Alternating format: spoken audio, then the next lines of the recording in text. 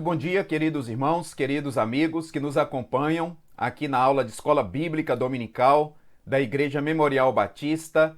É uma alegria estar com vocês para mais essa aula.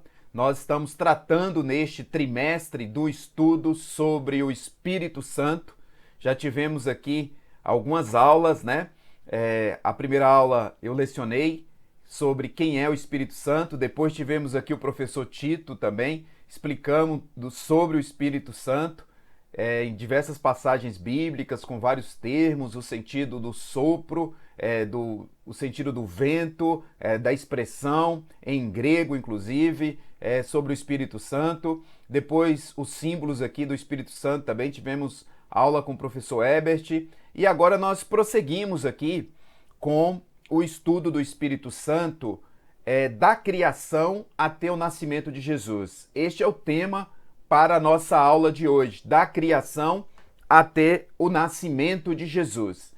E aí, a revista de Escola Bíblica, ela tem sido uma revista bem completa nessa lição, tá? Que é essa revista aqui que a gente está seguindo, mas sempre nós complementamos com outros materiais. Claro, primeiro a palavra de Deus, a Bíblia, usando aqui hoje a tradução da Ara Almeida, Revista Atualizada, e também usarei bastante aqui este livrinho do John Stott, que é Batismo e Plenitude do Espírito Santo, Mover Sobrenatural de Deus, tá?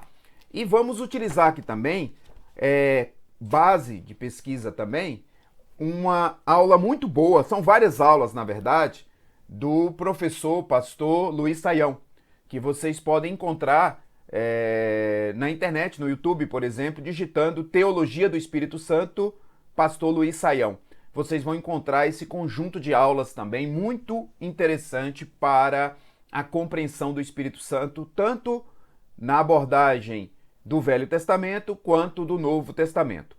Para o início de nossa aula, vamos orar ao nosso Deus. É uma aula bem complexa, o Espírito Santo é um tema, do ponto de vista dos embates teológicos, um dos mais complexos, com vários assuntos que geram divergência de interpretação entre os teólogos, mas vamos orar ao nosso Deus para que o Espírito Santo nos esclareça e para que essa aula seja uma aula que possamos utilizá-la na nossa prática diária, no nosso viver diário, que é o nosso objetivo principal. Os embates acadêmicos teológicos fazem parte de uma aula de escola bíblica, mas o nosso objetivo principal é aplicar a palavra de Deus em nossas vidas, que o Espírito Santo faça isso, que nosso Deus, por meio do seu Espírito, faça isso, que Jesus habite em nós e que possamos brilhar a luz de Cristo no nosso viver. Ó Deus, nós te agradecemos pela oportunidade que temos de estudar a tua palavra. Te agradecemos porque a tua palavra é viva e eficaz. Te agradecemos, Pai, porque nós cremos em Deus Pai, Deus Filho, Deus Espírito Santo, conforme nós aprendemos por meio da tua palavra. Nos abençoe nesta aula de hoje, uma aula que vai da criação até o nascimento de Jesus, sobre a atuação do Espírito Santo, que possamos compreender a tua palavra. Em nome de Jesus, amém. Pois bem, prosseguindo aqui, o texto-chave da revista está no Salmo 104, 30. Envias o teu Espírito, eles são criados, e assim renovas a face da terra, que destaca aqui o papel na criação do Espírito Santo. E também temos o texto básico, que é o Salmo 104, do 1 ao 35, que começa: Bendize a minha alma ao Senhor, Senhor Deus meu, como tu és magnificente, sobrevestido de glória e majestade, coberto de luz como de um manto, tu estendes o céu como uma cortina, pões nas águas o vigamento da tua morada, tomas as nuvens por teu carro e voas nas asas do vento. Faz os teus anjos vento e os teus ministros labareda de fogo. E aí vai seguindo o Salmo 104, do 1 ao 35, tá? Que vocês podem fazer essa leitura também. O verso 30 é o destaque: envias o teu Espírito, eles são criados, e assim renovas a face da terra, tá? Muito bem. O objetivo do estudo aqui, nesta lição de hoje, que tem um recorte da criação até o nascimento de Jesus, a atuação do Espírito Santo, temos que entender aqui, o objetivo é buscar entender, verificar aqui esse papel do Espírito Santo que atuou desde a criação, passando por toda a história do Velho Testamento até o nascimento do Messias, tá? Ao final, que possamos ter em mente toda a história da Bíblia que o Espírito Santo esteve presente em toda a história da Bíblia, reconhecer que o Espírito Santo participou de toda a criação como parte da Trindade e também propagar aí sobre a atuação do Espírito Santo na vida dos que o buscam, ok? Inicialmente, se você está acompanhando com a sua Bíblia, seria interessante você observar aí em Gênesis 1, 26, façamos o homem, né? Que nós vamos dar um destaque aqui a alguns textos da palavra de Deus. Então, se você foi aí em Gênesis 1, 26, você vai encontrar Gênesis 1, 26, vamos lá, abrindo aqui, Gênesis 1, 26, estou usando aqui a Bíblia Almeida Revista e Atualizada. Gênesis 1, 26, também disse Deus, façamos o homem à nossa imagem, conforme a nossa semelhança. Tenha ele domínio sobre os peixes do mar, sobre as aves do céu, sobre os animais domésticos, sobre toda a terra e sobre todos os répteis que rastejam pela terra. Esse é um texto importante, tá? Façamos o homem à nossa imagem. E nós poderíamos também utilizar aqui o texto de Jó 33:4, que estamos dando aqui o destaque inicial nessa fase introdutória, né? Sobre a criação, o papel do Espírito Santo na criação. Então, lá em Jó, livro de Jó, tá? 33, capítulo 33, verso 4, o Espírito de Deus me fez e o sopro do Todo-Poderoso me dá vida. Então, esses destaques importantes aí. Então, façamos o homem. Quem fez? Nós. Quem somos nós aí? Deus Pai, Deus Filho, Deus Espírito Santo estavam presentes ali. A que espírito Jó se refere, né? Qual seria a sua opinião? E como entender que o Espírito criou seres viventes? Então, são perguntas que nós vamos responder durante a nossa lição aqui. Antes de ingressarmos nos pontos específicos da lição, sobre o Espírito Santo, da criação até o nascimento de Jesus, nós queremos trazer aqui, como introdução, uma palavra que tocou em mim durante a preparação dessa aula, e eu achei muito prudente essa abordagem do John Stott, uma abordagem bíblica, introdutória, sobre o estudo do Espírito Santo. Nós já estamos hoje na nossa quarta aula sobre o Espírito Santo. Se você não tem a revista, não é da Igreja Memorial Batista, está acompanhando a aula, você pode encontrar essa revista, tá? Você pode encontrar na internet, por exemplo, lá no site do Amazon, no Kindle, você vai encontrar essa revista da editora, portanto, cristã, e você vai encontrar o Espírito Santo como o título da revista. Pode mudar um pouquinho, mas a capa vai ser Cristã Evangélica, editora. Você vai encontrar Espírito Santo e você digita lá no Kindle, você vai encontrar. Para você que não tem essa revista e queria eventualmente adquiri-la, né?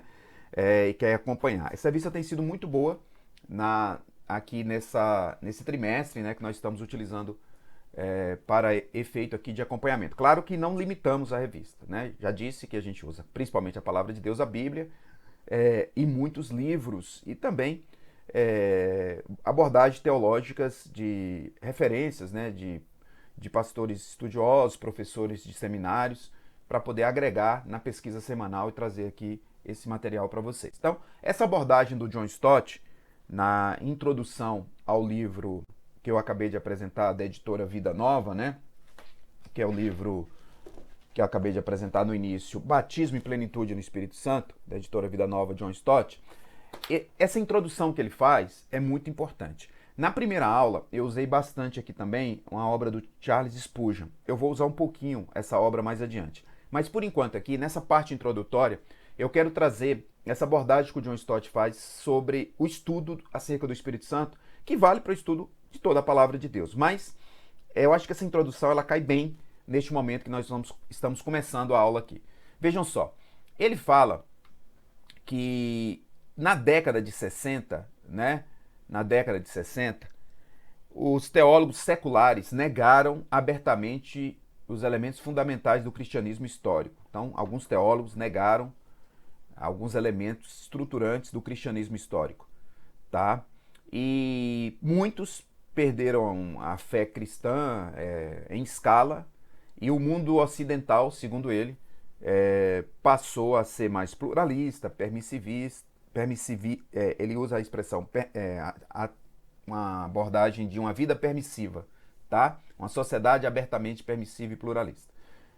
E aí ele avança, ele diz o seguinte, que a igreja sobreviveu como instituição, mas muitas pessoas têm como uma relíquia do passado, uma estrutura fora de moda, a igreja, e também com muitas superstições. Então, nós sabemos disso, né?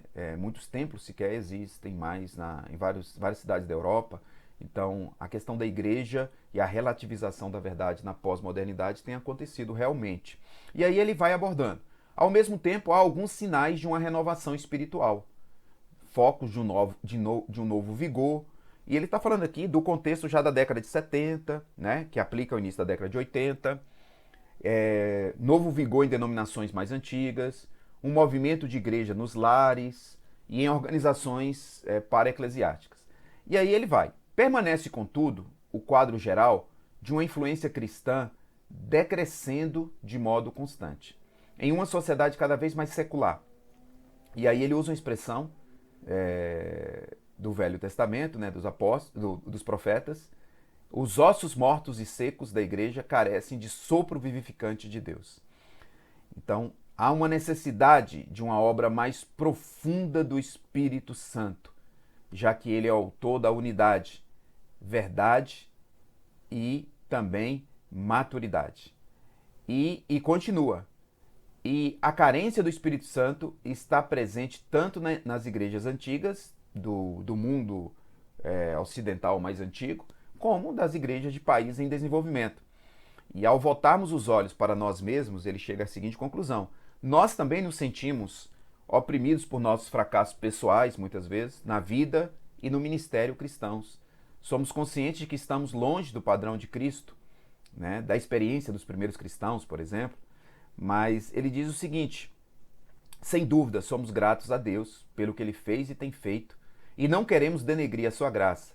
Mas temos fome e sede de algo mais. Ansiamos por um reavivamento verdadeiro, uma visitação sobrenatural e abrangente do Espírito Santo na igreja, trazendo profundidade e crescimento, e ao mesmo tempo anelamos por uma experiência mais profunda, mais rica e mais completa de Cristo em nossas próprias vidas através do Espírito Santo. E aí o John Stott fala que, a partir dessas considerações, ele diz que temos que observar 4 premissas nesse estudo do Espírito Santo que estamos fazendo nesse quadrimestre.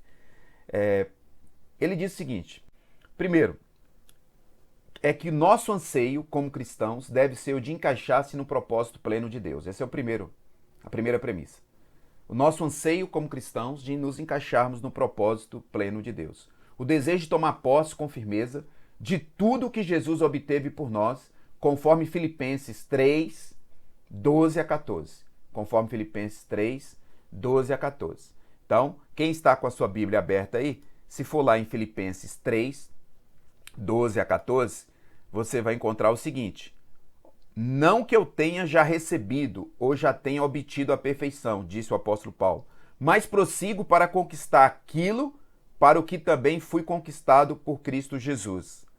Irmãos, quanto a mim, não julgo havê-lo alcançado, mas uma coisa faço, esquecendo-me das coisas que para trás ficam e avançando para as que estão diante de mim, prossigo para o alvo, para o prêmio da soberana vocação de Deus em Cristo Jesus. Esse é o primeiro ponto que o John Stott coloca. Encaixar-se no propósito pleno de Deus deve ser o nosso anseio. Segundo lugar, devemos descobrir este propósito de Deus na Bíblia. A vontade de Deus para as pessoas está na sua palavra, nas Escrituras, e não na experiência particular de indivíduos ou grupos. Esse ponto é importante no estudo da doutrina do Espírito Santo, né? Ou do Espírito Santo e você, como propõe a revista. Porque nós devemos, portanto, descobrir o propósito de Deus para a nossa vida por meio das Escrituras, da Bíblia, e não por meio de uma experiência particular individual de algum irmão na fé, ou de alguém que o Espírito Santo fez um ato específico, escolheu para um ato específico, para uma atividade específica. As experiências particulares dos outros nem sempre se aplicam a nós na caminhada cristã. Devemos ver como aprendizado, como didática, como ensino, mas não para copiar. Porque Deus, que opera a obra, ele opera de forma soberana. Distribui os dons, segundo Coríntios, o Espírito como quer. O Espírito sopra onde quer, disse Jesus a Nicodemos em João 3. Então nós não podemos achar que a experiência do apóstolo ou do profeta tal, descrito na Bíblia, será nossa e clamar a Deus para que seja aquela, como se quiséssemos impor a Deus que Deus fizesse conosco o mesmo que fez com o profeta tal ou com o apóstolo tal. Deus tem a forma de agir e ele é soberano. E Deus age de diversas maneiras. Então isso é muito importante. Por mais reais e válidas que sejam as experiências cristãs de irmãos na caminhada cristã, por mais que essas experiências sejam muito importantes, não devemos cobiçar o que Deus pode ter dado a outros, nem impor a outros o que Deus pode ter dado a nós, diz o John Stott. A não ser que esteja revelado claramente na sua palavra que isto é parte da herança prometida a todo o seu povo. Toda orientação deve ser oriunda da palavra de Deus, das Escrituras. A experiência deve ser um critério da verdade, e a verdade deve ser o critério. Ele fala, a experiência nunca deve ser o critério da verdade, e a verdade deve ser o critério da experiência. A experiência nunca deve ser o critério da verdade, e a verdade deve ser o critério da experiência. Esse foi o ponto 2, premissa 2. Premissa 3 agora. Em terceiro lugar, a revelação do propósito de Deus na Bíblia deve ser buscada, segundo ele, preferencialmente nas suas passagens didáticas e não exclusivamente em passagens descritivas ou em passagens descritivas. Por exemplo, olha o exemplo. Toda a Bíblia é inspirada, tá? Por Deus, por meio do seu Espírito, no seu processo de elaboração. Nós cremos nisso conforme nos ensina a sua palavra por meio do apóstolo Pedro. Mas vejam só, devemos procurar nos ensinos de Jesus e nos sermões, tá? E escritos dos apóstolos, e não em sessões puramente narrativas de experiências, por exemplo, de Atos dos Apóstolos, uma experiência, né? O que a Escritura descreve como acontecido a outros não precisa necessariamente acontecer conosco em matéria de experiência. O que é isso que ele quer dizer? Ele não está falando de conversão, ele não está falando nem de regeneração, nem de justificação, que aí abrange a todos, tá? Que creem em Jesus Cristo. Porém, do que nos é prometido, ele fala, devemos nos apropriar. E o que nos é ordenado, devemos obedecer. Toda a Escritura é inspirada por Deus, conforme eu falei, Pedro, conforme 2 Timóteo 3,16. Tá? Toda a Escritura é inspirada, conforme 2 Timóteo 3,16. O que é descritivo tem valor somente até o ponto em que é interpretado pelo que é didático. Então, tanto a passagem do apóstolo Pedro, que fala da produção da Escritura, de homens que foram inspirados por Deus, como do apóstolo Paulo aqui em 2 Timóteo 3,16. Agora vejam só, Paulo nos diz que as coisas pelas quais Israel passou no passado, no deserto, sobrevieram como exemplos. Não significa que nós vamos passar necessariamente por aquilo, mas como exemplos, e foram escritas para advertência nossa, conforme 1 Coríntios 10, 11 e Romanos 15, 4. As passagens narrativas que são úteis para o ensino. Porém, seu valor não está na mera descrição, mas na explicação. Devemos evitar, com o exemplo de Israel, a idolatria, a imoralidade, a presunção, a murmuração, que foi o que aconteceu com eles. Isso está escrito, mas não significa que vamos passar necessariamente por isso, mas temos que aprender com esse texto descritivo, com a explicação do texto. Isso é importante. Quarto lugar, nossa motivação ao buscarmos aprender o propósito de Deus no ensino da Escritura é prática e pessoal, e não para embates acadêmicos e polêmicos. O embate acadêmico, polêmico, serve na aula de EBD. Nós estamos na aula de Escola Bíblica Dominical para entendermos, para sabermos que isso existiu, como informação também, mas devemos sempre focar, né, no propósito da prática pessoal nossa. Alimentarmos da Escritura para vivermos a Escritura no dia a dia. Muito bem, a partir de agora nós vamos especificamente para os pontos aqui da lição após essa introdução, né? Que é da criação ao nascimento de Jesus. Vamos lá. Alguns profetas predisseram que nos dias do Messias Deus concederia uma difusão liberal do Espírito Santo. Isso é fato. Nós encontramos isso lá em Isaías, né? Isaías profetizou durante 60 anos, como diz o Saião, de 640 talvez até 580 a.C., né? Uma data aí, pelos estudos, dá para apontar esse período. Isaías falou do dia que o Espírito Santo seria derramado, tá? Sobre nós lá do alto. Isso está em Isaías 32:15. Eu não vou ler todos os versículos, porque são muitos hoje, mas vocês podem ir anotando. Porque se eu fizer só a leitura de todos, a gente não termina a lição que eu preparei, que tem mais de 20 páginas de estudo que fizemos. Então veja só, Isaías fala do derramamento sobre nós lá do alto, Isaías 32:15. Ezequiel também fala. Ouviu de Deus a promessa que dizia: derramarei o meu espírito sobre a casa de Israel. Ezequiel 39:28-29. Promessa também transmitida por Isaías em Isaías 44:3. Derramarei o meu espírito sobre a tua posteridade. Lá também no profeta Joel 2:28, nós vamos encontrar: e acontecerá depois que derramarei o meu espírito sobre toda a carne. Este derramamento, né, termo usado no Antigo Testamento, ou batismo, termo usado no Novo Testamento do Espírito, seria uma bênção tão distintiva para o povo de Deus que o apóstolo Paulo descreveu este novo tempo iniciado por Jesus como ministério do Espírito. Está lá em 2 Coríntios 3:8. Tá? Está lá em 2 Coríntios 3:8. Então, isso não significa que o Espírito Santo não existia antes. Os profetas estão falando aí do derramamento do Espírito que viria, mas o Espírito Santo de Deus é eterno, nós já vimos isso na primeira lição, ele é Deus, esteve na criação em diversos momentos no Velho Testamento, que é o objeto do nosso estudo de hoje. Para você que chegou agora na aula, nós estamos estudando o Espírito Santo da criação até o nascimento de Jesus.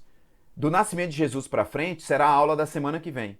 Então o nosso estudo de hoje se concentra no Velho Testamento praticamente, ou antes do nascimento de Jesus, já que nós faremos também uma abordagem aqui sobre o Espírito Santo ali, do anjo falando com Zacarias, que João Batista seria cheio do Espírito Santo, e da profecia de Isabel, quando recebeu sua prima Maria. O Espírito se apossou dela e ela fez aquela declaração do que Maria estava carregando no seu ventre, de Jesus Cristo, tá? Então, muito importante. Vamos lá. Então, o Espírito Santo existia antes do nascimento de Jesus, já falamos sobre isso. E teve atuação em diversos momentos na história do povo de Deus, registradas no Velho Testamento, passagens registradas no Velho Testamento. Então, no tempo do Antigo Testamento, ele estava ativo, o Espírito Santo, na criação e na preservação do universo, nós veremos isso, na providência e na revelação, aos profetas também, na capacitação de lideranças, nós vamos ver isso, na regeneração dos crentes, anotem isso, muito importante, tá? Na regeneração dos crentes. Abraão creu em Deus, foi justificado pela fé, crente em Deus, regenerado. E na capacitação de pessoas especiais para tarefas especiais. Nós vamos ver isso. A Bíblia nos ensina, portanto, que o Espírito Santo já agia desde o princípio. E vamos examinar, portanto, isso aqui a partir de agora de forma bem mais específica. Então, no tempo do Antigo Testamento, apesar de todos os crentes serem regenerados, como diz o Stott, o Espírito Santo vinha sobre pessoas especiais para ministérios especiais em épocas especiais. Essa é a corrente teológica que prepondera, tá?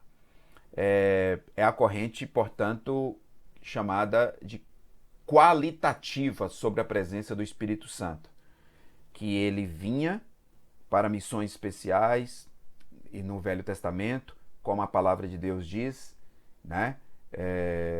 Nós vamos ver isso com os juízes ali, o Espírito Santo atuando com vários juízes, como Sansão e outros ali, na época de Sansão e outros, Gideão e assim por diante. Vamos ver na capacitação para a liderança, como em Josué, o Espírito estava com ele, na capacitação para o trabalho na construção do tabernáculo, nós vamos ver isso aqui. Nós vamos ver o Espírito Santo em Davi, quando Samuel vai ungí-lo ali na casa de Jessé. E nós vamos ver várias passagens do Espírito Santo no Velho Testamento. E também nós vamos ver que o Espírito Santo, Saul recebeu o Espírito e profetizou, e depois que ele desobedeceu a Deus, o Espírito Santo saiu dele. E ele passou a ser atormentado por um espírito mau. Nós vamos ver isso, tá? Então, observem, essa corrente que diz que o Espírito Santo no Velho Testamento, ele exercia o seu papel por meio também de pessoas escolhidas por Deus, mas ele entrava e saía. E a partir de Jesus Cristo, quando a pessoa crê em Jesus e aceita Jesus, o Espírito Santo faz parte dela para sempre. Essa é a corrente que prepondera, chamada de qualitativa do Espírito Santo. Existe outra minoritária entre os teólogos, chamada de quantitativa, que o Espírito Santo é o mesmo do Velho Testamento e do Novo, não saía das pessoas que acreditavam e criam em Deus, que eram crentes, mas quando a Bíblia fala que ele saiu ali de Saul, saiu da sua capacitação. Então, mas não era saída daquele que creu em Jesus. E nem todos que creram em Jesus, e nem todos, melhor dizendo, que eram crentes no Velho Testamento, que tinham fé em Deus, tinha essa atuação especial, mas tinha a presença do Espírito Santo, mas não tinha necessariamente uma atuação especial do Espírito. Essa é a corrente quantitativa que diz que esses destaques do Espírito no Velho Testamento é uma capacitação especial, mas não significava que o Espírito não estivesse presente em outras pessoas que eram crentes também em Deus. Então vejam só, duas correntes, uma qualitativa, que é a que prepondera, que o Espírito no Velho Testamento ingressava nas pessoas e saía, tá? Encontrava pessoas para missões especiais na soberania de Deus, com vários exemplos que nós vamos ver aqui. E a outra corrente que diz que não, que o Espírito estava presente em todos os crentes do Velho Testamento, todos regenerados, e, portanto, a interpretação seria distinta dessa primeira corrente. E o que muda é a intensidade nessa corrente minoritária. No Novo Testamento, a intensidade do Espírito que muda, né? Na sua universalização, com Jesus Cristo vindo, morrendo e ressuscitando por todas as pessoas, o povo de Deus, a igreja internacional de Deus, todos que aceitam Jesus em qualquer lugar do mundo. Então, recebem o Espírito Santo. Essa divergência existe. Para você que está chegando agora e está iniciando a caminhada cristã, o que prevalece é que o Espírito Santo no Velho Testamento tinha missões específicas, pessoas especiais, mas a sua presença de forma definitiva só se dá com a morte e ressurreição de Jesus para as pessoas que creem em Jesus Cristo como o único suficiente Salvador, têm a remissão dos seus pecados, são justificados porque os seus pecados foram levados por Jesus na cruz e Deus os justifica por Jesus Cristo.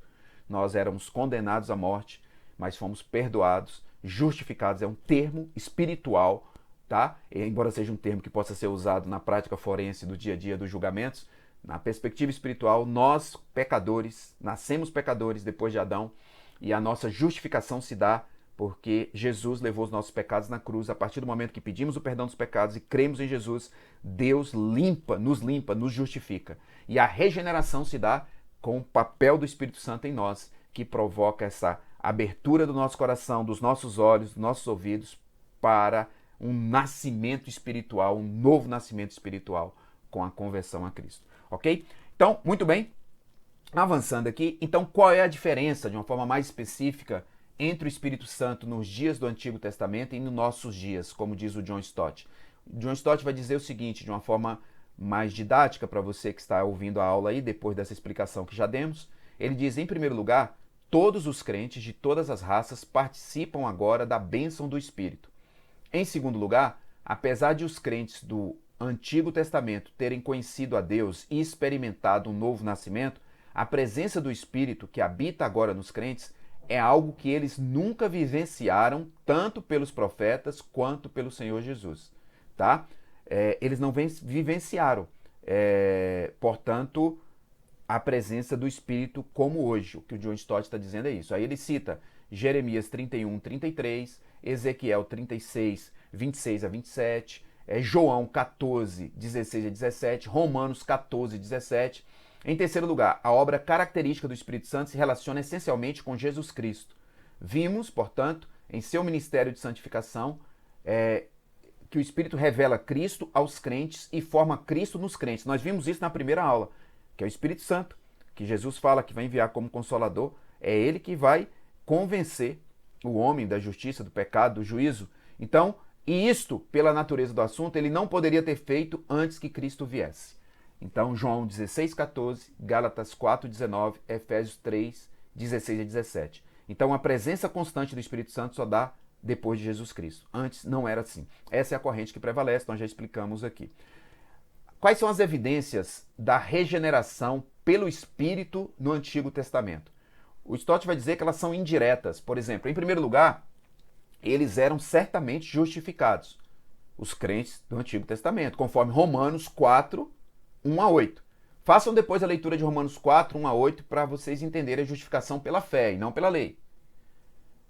Baseados também em Gênesis 15, 6, Salmo 32, 1 a 2. E é difícil conceber, portanto, como um pecador pode ser justificado sem ter sido antes regenerado. Em segundo lugar, eles diziam amar a lei de Deus. Eles diziam amar a lei de Deus. Vejam o Salmo 119, 97. Salmo 119, 97. O salmista vai dizer que ama a lei de Deus.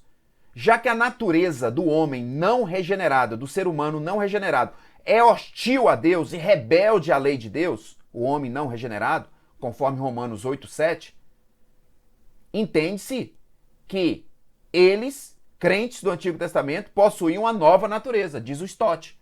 Cantamos os salmos nos cultos cristãos porque reconhecemos neles a linguagem dos regenerados.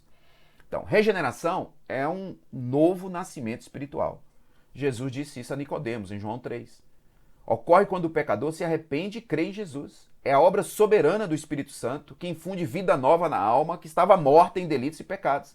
A partir disso surge um novo coração, sentido de vontade aqui, com a presença do Espírito na vida da pessoa, com novos desejos e capacidade para obedecer a Deus. Com a conversão, o Espírito habita em nós. E como diz o apóstolo Paulo, agora não é só a vontade da carne. A vontade da carne é a vontade do Espírito. Temos que alimentar o Espírito para vencer os desejos da carne em nós. Quem tem o Espírito de Deus em sua vida, em sua mente, em seu coração, em seu interior, é aquele que creu em Jesus como um único e suficiente Salvador e se arrependeu de seus pecados. Justificação é a declaração de Deus, que eu já falei, de que o pecador é considerado justo, não por mérito próprio, mas com base na justiça de Cristo, que morreu na cruz por nós. A culpa do pecador é creditada a Cristo, que pagou o preço na cruz do Calvário. E a justiça de Cristo é creditada ao crente. Muito bem, o Espírito Santo, ele está presente na criação. Em Gênesis 1 e 2, a terra, porém, estava sem forma e vazia. Havia trevas sobre a face do abismo, e o Espírito de Deus pairava por sobre as águas. O Billy Graham, comentando esse texto, né, ele diz que o Espírito aqui, a palavra hebraica traduzida aqui, por pairava, significa estar sobre, tá? Ele chega até a fazer uma referência, né?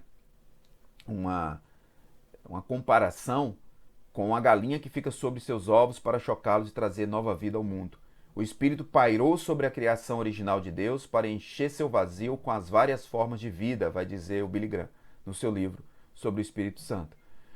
O Espírito Santo participou ativamente na criação com o Pai. Gênesis 1, Salmo 104. Nós já falamos aqui, façamos o homem em nossa imagem, no 1:26.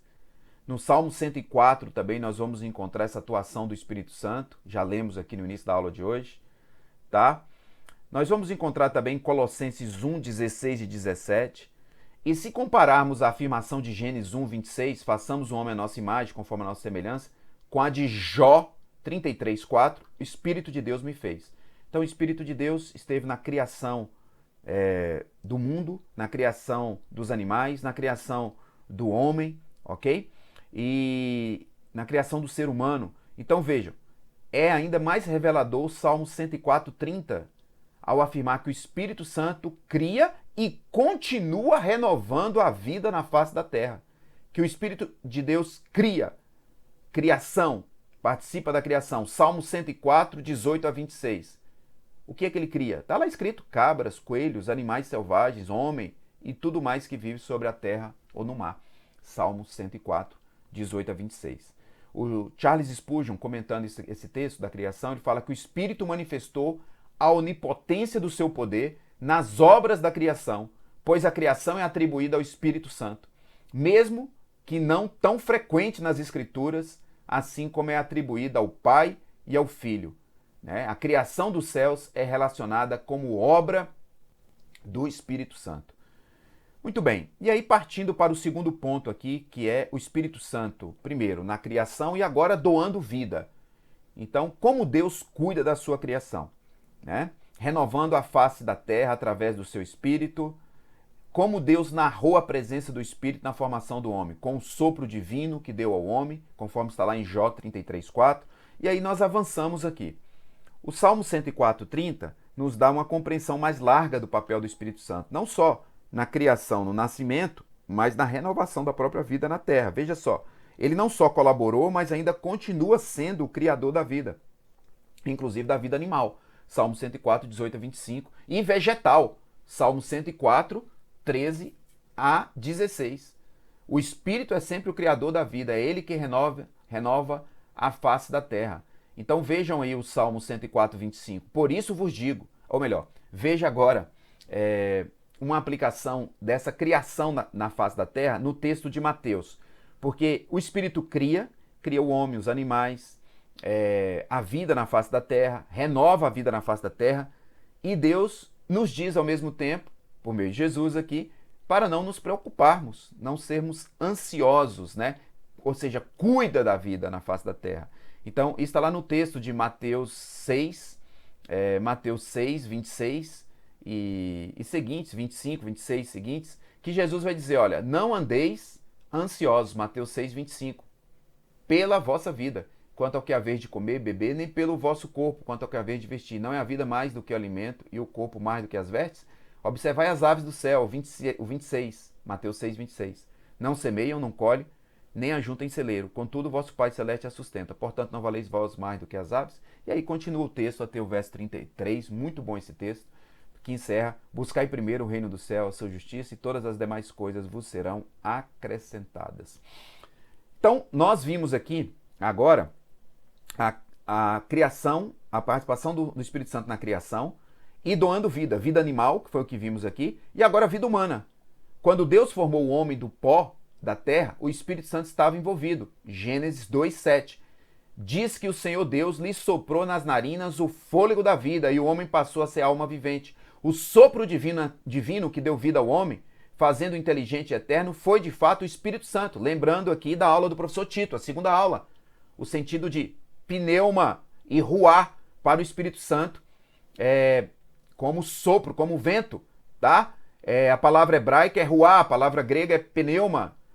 Então, o sopro divino que deu vida ao homem, fazendo o inteligente e eterno, foi de fato o Espírito Santo, como nos esclarece Jó. O Espírito de Deus me fez, o Espírito Todo-Poderoso me dá vida. É claro que aqui, nas palavras, mostrando que o Espírito de Deus e a nossa respiração estão relacionados entre si. Pois o Espírito e sopro no hebraico são a mesma palavra, ruah, tá? R-U-A-H. Muito bem. Avançando aqui. A segunda aula, o professor Tito explicou com clareza todas essas expressões, tá? Então aqui nós estamos continuando aqui hoje na nossa aula. Aplicação aqui para nós, disso que nós acabamos de ver. O Espírito Santo é o princípio da vida física e psicológica do homem. E continua sendo o sopro, vento impetuoso ou poder de Deus para fazer do homem uma nova criatura, conforme 2 Coríntios 5:17, Conforme 2 Coríntios 5:17. Esse verso é muito importante aqui nesse momento da nossa aula. A gente não está lendo porque são muitos versículos e a lição hoje é grande, mas vejam só, se vocês forem lá em 2 Coríntios 5:17, vejam só, 2 Coríntios 5:17. Vamos lá. Olha o que está escrito. E assim, se alguém está em Cristo, é nova criatura. As coisas antigas já passaram. Eis que se fizeram novas. E é o Espírito Santo que faz esse processo de regeneração, tá? Então, ele é o princípio da vida física e psicológica e espiritual. Por isso que Jesus falou a Nicodemos, é necessário nascer de novo, tá? Tá lá em João 3. Então, muito importantes aqui para nós. Então, uma questão aqui, o Espírito Santo pode iluminar a mais escura alma e quebrantar o mais duro coração, né? Se nós formos lá em João 3, 6 e 7, João 3, 6 e 7, vamos lá, João 3, 6 e 7. Olha o que está escrito em João 3, 6 e 7. O que é nascido da carne é carne, o que é nascido do Espírito é Espírito. Não te admires de eu te dizer, importa-vos nascer de novo? Jesus falando para Nicodemos, o mestre da lei, que não compreendia isso que Jesus estava falando, tá? Do nascimento do Espírito, tá? Muito importante. Vamos lá. No tempo do Antigo Testamento, tá? No tempo do Antigo Testamento, aqui seguindo a nossa lição, mostra aqui a palavra que todas as pessoas eram preparadas pelo Espírito, as pessoas escolhidas por Deus, né, para o serviço. Não somente algumas eram chamadas para tarefas específicas. Então é uma pergunta. Todas as pessoas eram preparadas pelo Espírito para o serviço? Não.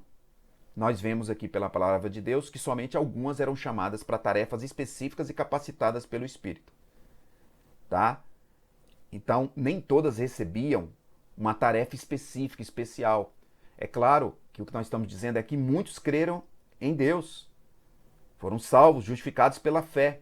Mas a Bíblia aponta alguns que tiveram um destaque, apontam vários que tiveram um destaque, porque o Espírito Santo utilizou aquela vida para um propósito de Deus.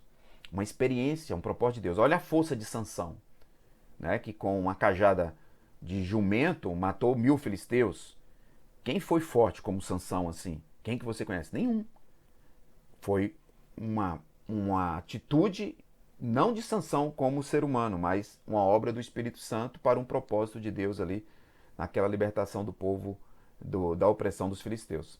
Então vejam só, todas as pessoas eram preparadas pelo Espírito para o serviço? Não. Tá? Chamadas algumas específicas. Como o Novo Testamento mostra que todas as pessoas foram equipadas para o serviço. Diferente do Velho Testamento, no Novo Testamento, nós, quando cremos em Jesus, nos arrependemos do pecado, pedimos perdão, somos regenerados e justificados, e recebemos o Espírito Santo no ato da conversão a Cristo, né? Então, com o derramamento do Espírito, por exemplo, um exemplo no dia de Pentecostes, sobre todos, né? Uma capacitação do Espírito Santo ali. Como o Espírito equipou no Velho Testamento Bezalel para a construção dos objetos do tabernáculo, né? Dando-lhe capacidade para as atividades artesanais. A gente vai ver isso aqui. Então, importante. Para qual serviço, por exemplo, o Espírito Santo habilitou no Velho Testamento? José. Né? José foi um líder. Foi o segundo no Egito depois de Faraó. E Faraó, quando vai colocar José como líder, fala: quem é esse? Quem é que tem um espírito como esse aqui? Certo? Então, Josué também foi capacitado para liderança. Otniel, Gideão. Então, e de qual habilidade o Senhor dotou Sansão? Né? Com força física extraordinária. Qual símbolo foi usado para demonstrar que os reis eram separados pelo Espírito de Deus? Isso aconteceu em Saul, quando profetizou, em Davi, né? O óleo que ungia simbolizava a unção e o poder do Espírito de Deus. Então vejam só, um Velho Testamento aqui. Apesar de todos os crentes serem regenerados, como já estudamos aqui, né? Romanos 4, 1 a 8, Gênesis 15, 6, Salmo 32, 1 e 2, Salmo 119, 97, Romanos 8, 7, o Espírito vinha sobre pessoas específicas no Velho Testamento para ministérios específicos, tá? Então, como diz aqui o Stott na sua obra O Batismo e a Plenitude do Espírito Santo, apesar de os crentes do Antigo Testamento terem conhecido a Deus e experimentado um novo nascimento, A presença do Espírito morando agora nos crentes, nos dias atuais, depois de Cristo, é algo que eles do Velho Testamento nunca presenciaram e que faz parte da nova aliança e do reino de Deus, profetizado tanto pelos profetas como pelo Senhor Jesus, conforme Jeremias 31, 33, Ezequiel 36, 26 a 27, João 14, 16 e 17, Romanos 14, 17, tá? Vários textos aí para o nosso conhecimento. Não vai dar para ler todos aqui na aula de hoje, porque nossa aula não pode ultrapassar de 1 hora. Então vejam só, por conta da gravação e do culto que vem em seguida. Então vejam só, o derramamento do Espírito, ou dom do Espírito, é uma das bênçãos especiais da nova aliança iniciada por Jesus Cristo e efetivada no dia, por exemplo, para alguns comentaristas de Pentecostes, como um exemplo que a gente viu ali. Mas não significa que em outros momentos também Deus não fez isso. E faz, Paulo fala aos Coríntios, né? Deus, o Espírito distribui os dons como quer. No Antigo Testamento, o Espírito agia de forma diferente. Ele vinha sobre aqueles a quem Deus selecionava soberanamente, independentemente da condição dessas pessoas. Isso é importante. Independente da condição dessas pessoas, isso é importante. Deus selecionava conforme a sua soberania. Porque nós não podemos, como foi dito aqui na introdução, achar que a experiência de determinado cristão que impactou vidas vai ser a mesma experiência nossa. Deus seleciona conforme a sua soberania. Nós temos o Espírito Santo de Deus a partir do momento que fomos regenerados, perdão dos pecados, crendo em Jesus, justificados pelo sacrifício de Jesus na cruz do Calvário. Nós temos o Espírito Santo, mas não significa que nós vamos ter a mesma experiência de Sansão, que vamos derrotar não sei quantos filisteus, tá? Não significa que vamos ter a mesma experiência de Gideão, tá? Derrotar um grande exército com poucas pessoas. Não significa que vamos ter a mesma experiência de José no Egito, né? De José, que foi escolhido por Faraó ali para ser o vice-governador abaixo só de Faraó. Ou de Josué, que substituiu Moisés. Não significa, portanto, que vamos ter essas experiências idênticas desses servos do Senhor do passado, que foram escolhidos para missões específicas. Deus pode nos dar uma experiência mais extraordinária ou não, conforme a sua soberania. Mas o Espírito está em nós para nos guiar, para fazer a vontade de Deus. Não significa que você, não tendo uma experiência extraordinária, sobrenatural para as pessoas verem, para sair na TV, que só isso significa que você tem Jesus Cristo. Não.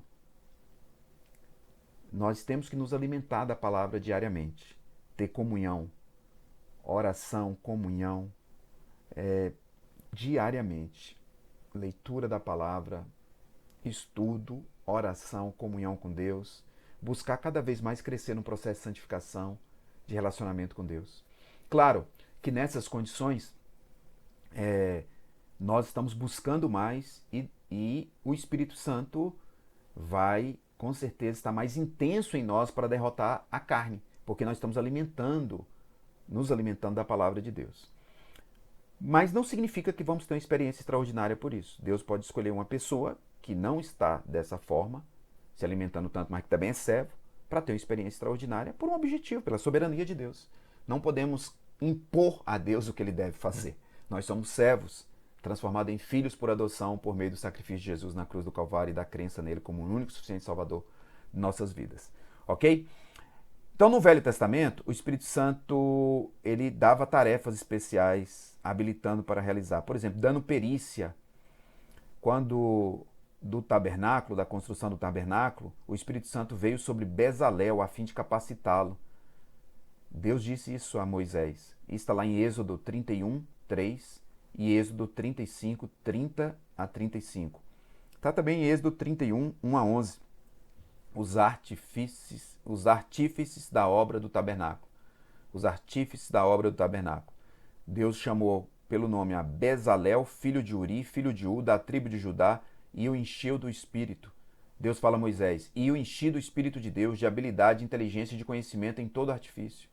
E vai dizendo aqui de outros também, que Deus capacitou para essa obra do tabernáculo, para a perícia, para elaborar para elaborar toda ali a construção dos objetos do tabernáculo com tanta precisão, para uma época que não tínhamos o desenvolvimento da tecnologia que temos hoje, tá? Capacitou para liderar no Velho Testamento José como governador com sucesso em toda a terra do Egito. Em Gênesis 41:38, Faraó disse aos oficiais: acharíamos porventura homem como este, em quem há o Espírito de Deus? Então, o Espírito capacitava para a liderança, como fez com José, como fez com Josué, que foi selecionado para suceder Moisés. Está lá em Números 27:18. Disse o Senhor a Moisés: toma Josué, filho de Num, homem em quem há o Espírito, e impõe-lhe as mãos. Né? Otniel foi habilitado pelo Espírito de Deus para julgar Israel e lutou em defesa do seu povo, conforme Juízes 3:10. Veio sobre ele o Espírito do Senhor, e ele julgou Israel, saiu a peleja, e o Senhor lhe entregou nas mãos Cusã-Risataim, rei da Mesopotâmia, contra o qual ele prevaleceu. Em Gideão também, Juízes 6:34. Em Jefté, Juízes 11:29. Todos foram capacitados pelo Espírito para lutar e vencer, dando alívio ao povo de Deus durante o período das lideranças deles. Vocês sabem, pela leitura da palavra de Deus, aqueles que não estudaram ainda, então só para deixar o texto aqui, contextualizar, os juízes aqui, Gideão, Otniel, Jefté e muitos outros, eles foram usados por Deus em um momento específico, porque depois que o povo saiu do Egito, entrou na terra prometida, depois que Josué morreu, foi surgindo uma geração que não obedecia a Deus, tá? E aí, o que estava na aliança era: se vocês me obedecerem, vocês vão prosperar e nenhum povo vai subjugá-los. Eles desobedeceram e foram subjugados por povos menores ali, né? Das redondezas. Nessa época aqui, por exemplo, nós tínhamos vários povos das redondezas subjugando, e Deus elegeu juízes para libertá-los. Né? Era um ciclo de desobediência. Eles se arrependiam e desobedeciam novamente, se arrependiam e desobedeciam novamente. Né? Na época de Sansão, por exemplo, eram os filisteus que estavam subjugando. Então, em Juízes 6:34, nós vamos encontrar sobre Gideão. O Espírito do Senhor revestiu a Gideão, o qual tocou o arrebate, e os abiezeritas se ajuntaram após ele. Depois, Juízes 11:29, vai contar a história de Jefté, que o Espírito do Senhor veio sobre Jefté, e atravessando este por Gileade e Manassés, passou até Mispa de Gileade, e de Mispa de Gileade passou contra os filhos de Amon. Então vejam, Deus, por meio do seu Espírito, atuava em juízes escolhidos para libertar o povo para atividades específicas. Também nós vamos encontrar que o Espírito concedeu força física a Sansão. Está em Juízes 3:25, 14:6-19 e em 15:14. Então, em Juízes nós vamos encontrar Juízes 13:24-25, Juízes 13:24-25. Depois, deu à mulher à luz um filho e lhe chamou Sansão. O menino cresceu e o Senhor o abençoou. Verso 25 do capítulo 13 de Juízes. E o Espírito do Senhor passou a incitá-lo em Maanedã, entre Zorá e Estaol. Em Juízes 14, 5 e 6, olha o que está escrito. Juízes 14, 5 e 6. Desceu, pois, Sansão com seu pai e sua mãe a Tímina, e chegando às vinhas de Tímina, eis que um leão, bramando, lhe saiu ao encontro. Então o Espírito do Senhor, de tal maneira, se apossou dele, que ele rasgou o leão, como se rasga um cabrito, sem nada ter nas mãos. Todavia, nem o seu pai, nem a sua mãe deu a saber o que fizeram. Em Juízes 15 e 14, está escrito que, chegando Sansão a Leí, os filisteus lhe saíram ao encontro. Jubilando, porém, o Espírito do Senhor de tal maneira se apossou dele, que as cordas que tinha nos braços se tornaram como fios de linho queimados, e as armaduras se desfizeram de suas mãos. E aqui ele derrotou e matou muitos filisteus. Então, o caso de Sansão é clássico para evidenciar que a operação do Espírito no Antigo Testamento era, segundo os comentaristas, a corrente que prevalece, qualitativa, temporária e não permanente como hoje. Tá? O Espírito não habitava na pessoa, ele vinha sobre ela e ia embora, conforme o projeto de Deus em relação à sua obra e ao seu povo. Conforme está em Juízes 16:20 também. Tá? E também como está em 1 Samuel 10:10, 1 Samuel 10:10 e 1 Samuel 16:14, é um texto bem claro sobre essa corrente majoritária, que eu acabei de dizer aqui, do espírito que exercia um papel específico e saía das pessoas no Velho Testamento. Veja só, no caso de Saul, 1 Samuel 10:10, chegando eles a Gibeá, eis que um grupo de profetas lhes saiu ao encontro, e o Espírito de Deus se apossou de Saul, e ele profetizou no meio deles. 1 Samuel 10:10. Em 1 Samuel 16:14, tendo-se retirado de Saul o Espírito do Senhor, da parte deste, um espírito maligno atormentava. Então vejam que o Espírito de Deus entrou em Saul e ele saiu de Saul. E nós sabemos que na nova aliança em Cristo, o Espírito Santo, quando entra na pessoa que se converteu a Cristo, que foi regenerada e justificada, ele não sai dessa pessoa mais. Tá? O Espírito Santo também atuou ungindo reis no Velho Testamento. Né? Eram ungidos com óleos, símbolo de que estavam sendo revestidos pelo poder do Espírito. Como na unção de Davi, está lá em 1 Samuel 16:13, né? É um texto lindo, né, irmãos? Quem nunca leu esse texto, irmãos e amigos, faça a leitura de 1 Samuel 16. Deus manda Samuel à casa de Jessé, né?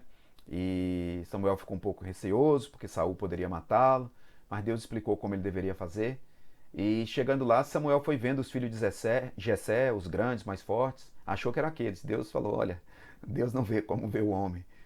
O Senhor enxerga o coração e não pela aparência. Mandou buscar o que estava no campo, né?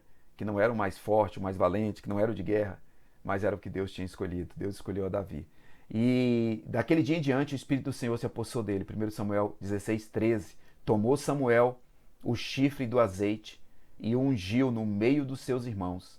E daquele dia em diante o Espírito do Senhor se apossou de Davi. Então Samuel se levantou e foi para Ramá.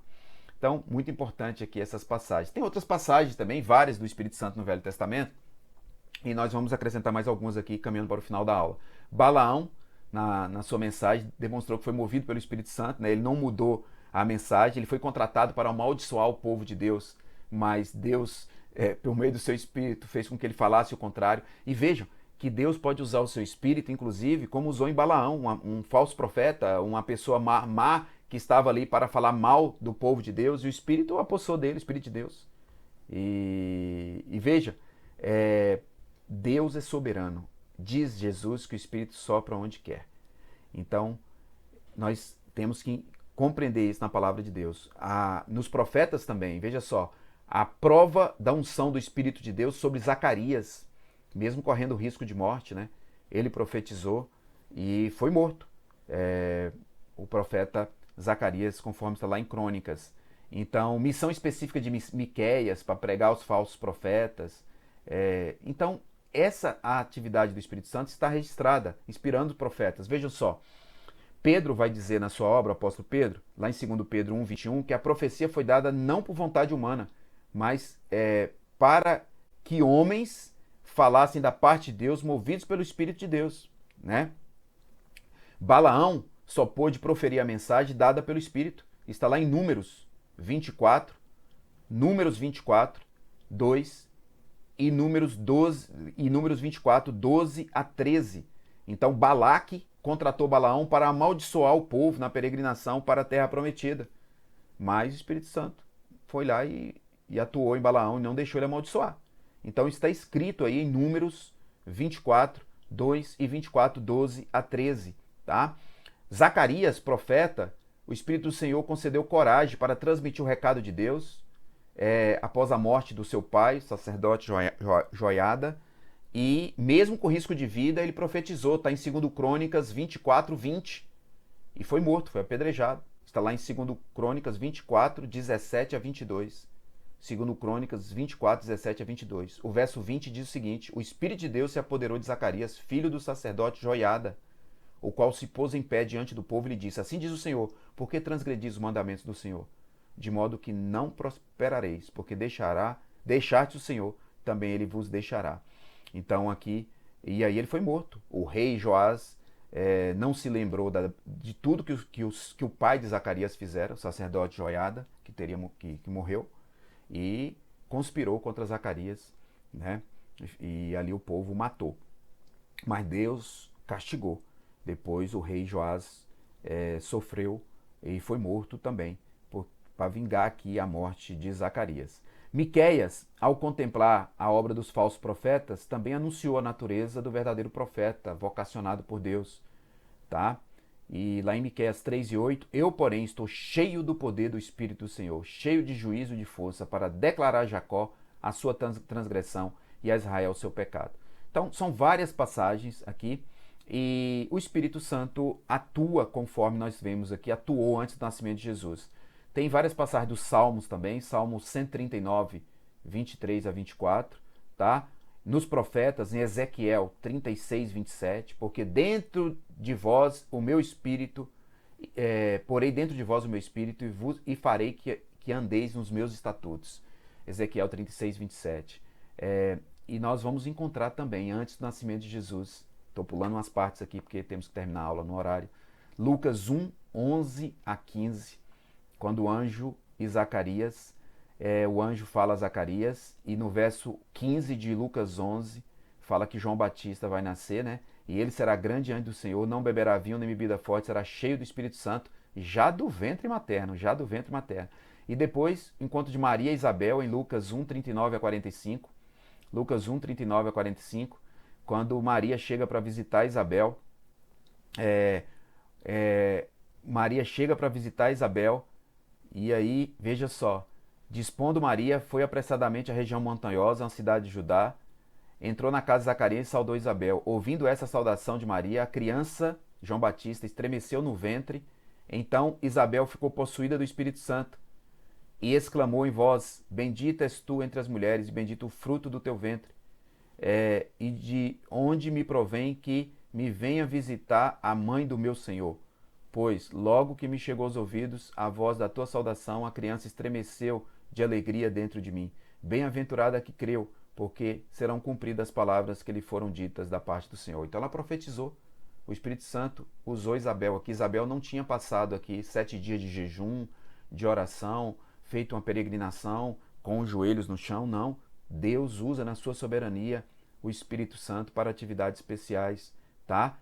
E usou aqui para a profecia de Isabel. Ele continua usando, tá? No Antigo Testamento, o Espírito Santo não era otorgado aos homens. Conclusão, como dádiva permanente. Ele vinha sobre alguém, segundo Crônicas 24, 20. Ele repousava sobre alguém, Números 11, 25. Ele enchia alguém, Êxodo 31, 3. Então, muito importante. Homens profundamente espirituais daquele período possuíam o dom do Espírito por tempos específicos, né? Dado por Deus. Então, no Antigo Testamento, o Espírito Santo não habitava permanentemente no crente, conforme sucede no Novo Testamento. Ele habitando diretamente no Messias prometido, a gente vê Isaías profetizando isso, 11, 2 e 9, 42, 1 a 4, 61, 1 e 2, Lucas 4, 18, atuando de forma geral e diversa na vida do crente, Ezequiel 36, 26 a 27, permanecendo com os convertidos, Isaías 59, 20 e 21, transformando e vivendo o coração do crente, Ezequiel 37, 14. Agora, muito importante isso, estabelecemos aqui desde o início as duas correntes sobre a presença do Espírito Santo no Velho Testamento. A quantitativa, que é a mais aceita, e a qualitativa no início da aula. Então, no Antigo Testamento, o Espírito Santo vinha sobre a pessoa, pousava sobre a pessoa e enchia a pessoa. No Novo Testamento, ele habita permanentemente no crente e atua de modo diverso. Transforma e vive no coração nosso. Como o Espírito Santo tem atuado na sua vida? Você já foi regenerado, justificado por Deus, já creu em Jesus como o único ciente Salvador e pediu perdão pelos seus pecados? Faça essa reflexão e responda ao nosso Deus. Que Deus nos abençoe. Muito obrigado pela presença. Que Deus abençoe. Vamos para o culto logo em seguida.